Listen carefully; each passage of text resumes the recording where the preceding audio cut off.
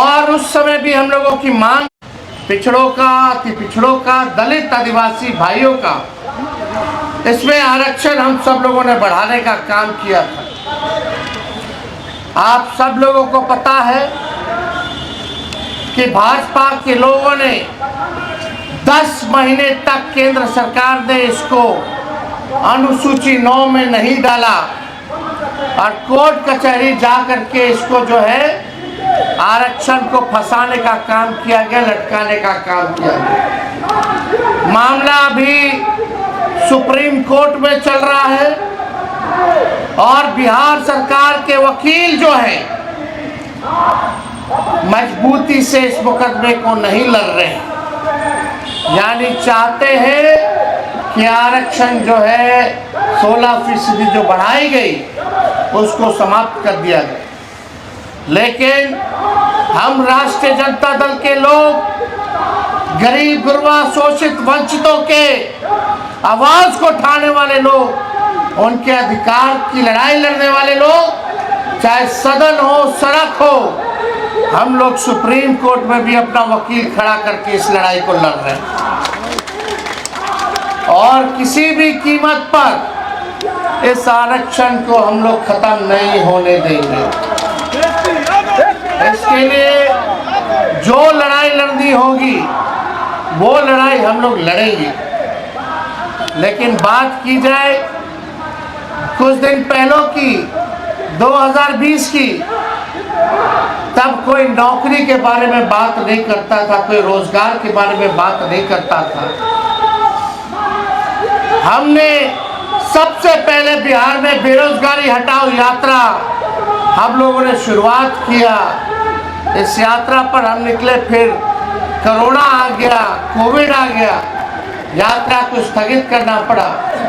लेकिन जब चुनाव का समय आया तो हम लोगों ने पढ़ाई, दवाई, कमाई, सिंचाई, सुनवाई और कार्रवाई वाले मुद्दों को लेकर के जनता के बीच लेकर के गए और हमने प्रण लिया कि अगर हम मुख्यमंत्री बनेंगे तो पहले कैबिनेट में अपने हस्ताक्षर से 10 लाख लोगों को सरकारी नौकरी देंगे।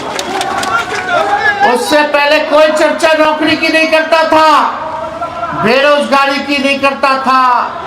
कोई भी नेता बिहार का हो या देश का हो, बेरोजगारी हटाओ यात्रा पे कोई नेता नहीं निकला था।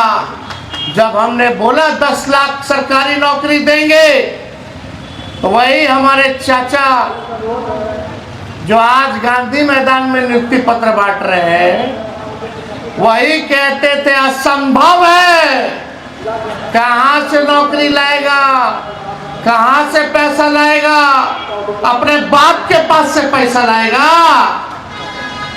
ये उस समय इनकी बात थी।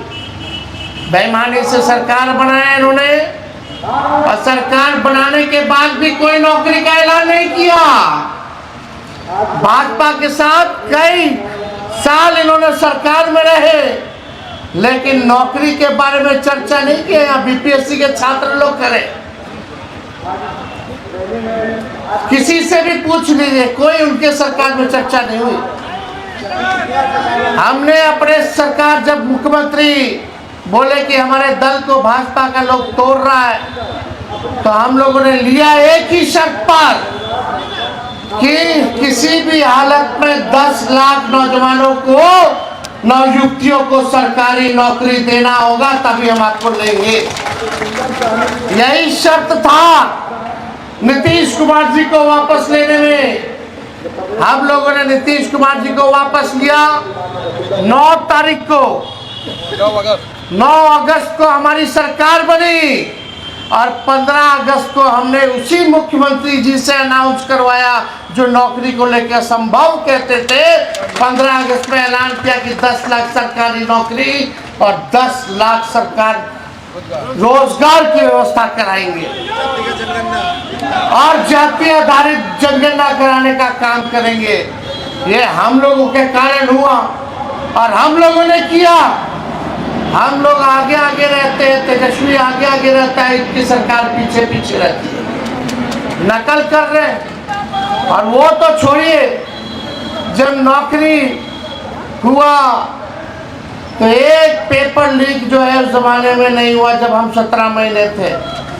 आज लोगों से पूछो, पेपर लीक छात्र आंदोलन में री एग्जाम की मांग कर रहे हैं, यहाँ सप्लीमेंट्री रिजल्ट की बात कर रहे हैं सभी छात्र लोग।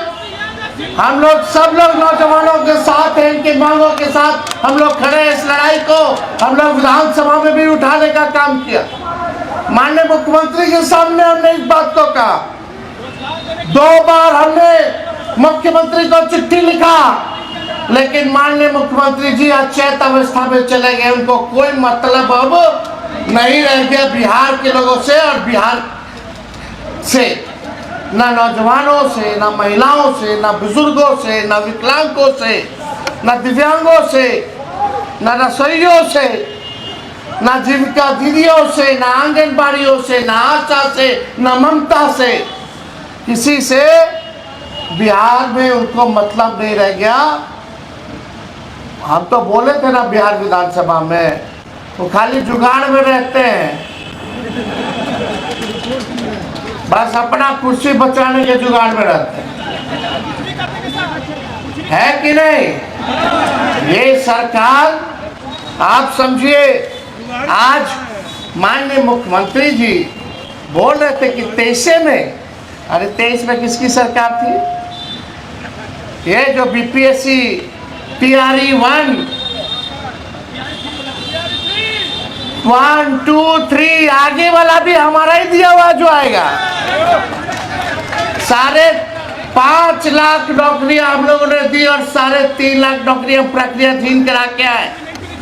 और अभी पब्लिक हेल्थ कैडर जो हम स्वास्थ्य विभाग में करके गए थे, कैबिनेट तक पहुंचा दिए थे। 1.5 लाख नौकरी अभी स्वास्थ्य विभाग का भी बचा हुआ है, स्वास्थ्य विभाग का भी बचा हुआ है, जो हम करा करके आए, वो भी अभी तक कुछ नहीं हो रहा। ये सारा चीज, मेरा सवाल ये है, कितनी नौकरियां हमने निकाली, जाति आधारित गणना कराया, आरक्षण बढ़ाया, ताकि अति पिछड़ों को नौकरी मिले, पिछड़ों को मिले, दलितों को मिले, आदिवासी भाइयों को मिले। लेकिन ये भाजपा आरक्षण चोर है, भाजपा आरक्षण खोर है, भाजपा इन्होंने आरक्षण को खाने का काम किया है। ये भाजपा के लोग आरक्षण विरोधी लोग हैं, संविधान विरोधी हैं, लोकतंत्र विरोधी लोग हैं। इनको बिहार से कोई मतलब नहीं, बजट में बिहार के लिए कुछ नहीं, नौजवानों के लिए कुछ नहीं, नौकरी, रोजगार, कारखाना, शुगर मिल के बारे में कोई चर्चा नहीं, फूड प्रोसेसिंग यूनिट के बारे में कोई चर्चा नहीं, पलायन रोकेंगे कैसे, महंगाई और गरीबी कैसे कम करेंगे, इस पे कोई चर्चा इन लोगों ने नहीं किया है। आज वही काम। और एक बात सुनिए, मुख्यमंत्री जी को आइडिया गांधी मैदान में नियुक्ति पत्र बांटने का भी हमारा ही था। आज जो गांधी मैदान में जो नियुक्ति पत्र जो तेजस्वी का काम किया हुआ है, जो नियुक्ति पत्र जो बांट रहे हैं, वो भी काम जो है तेजस्वी नहीं किया और गांधी मैदान में किया। आज उसी की नकल ये नीतीश कुमार जी कर रहे हैं। लेकिन बिहार की जनता और बिहार के नौजवान जानते हैं कि किसने क्या किया, बिहार के लिए कितना किया। आज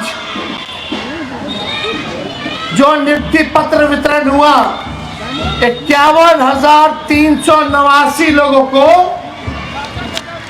नियुक्ति पत्र मिला। 51,389। अगर इसका 16% निकाल लीजिए तो 8,222 नौकरी अति पिछड़ों का, आदिवासी दलितों का ये बीजेपी और नीतीश जी खा गए।